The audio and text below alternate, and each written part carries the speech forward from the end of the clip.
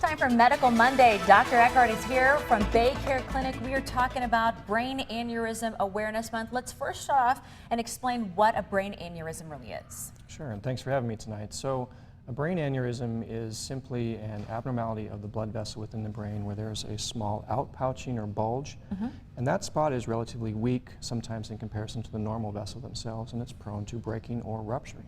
How does this happen?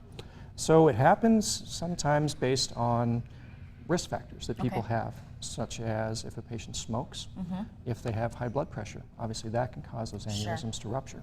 Other things that can cause it, family history. If you have a family history of brain aneurysms or brain bleeds, you're more at risk to developing an aneurysm. And then, unfortunately, some of these illicit drugs, such as cocaine, cause an incredibly high spike in blood pressure, which can cause aneurysms to rupture as well. And that makes sense. So we want to talk now about some of the signs that are associated with it. What are some of the things you can tell in people if they might have one?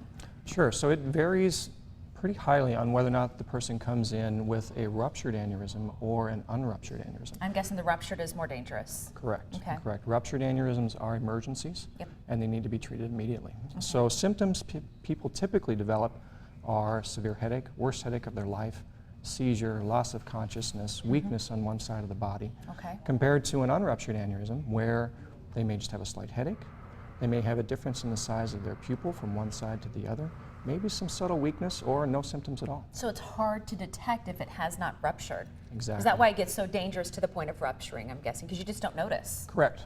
Correct. And the majority of people that we have who present didn't know that they had an aneurysm when they ruptured, unfortunately. So then what do you do? I mean, what's the kind of treatment that we go through?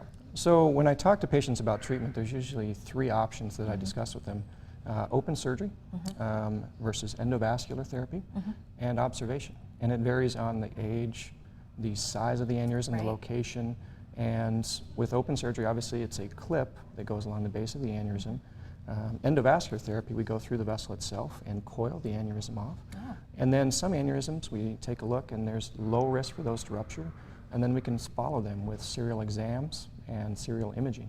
I think before everybody thought a brain aneurysm you were going to die, but you can survive having an aneurysm, is that correct? Certainly can. Certainly can. And there are long-term survivors from brain aneurysms that have ruptured, and people do have good outcomes from that. All right, very, very good information. Thanks so much for being with us, Doc. For more info about brain aneurysms, just visit our website and click on the story. We'll be right back with today's tape.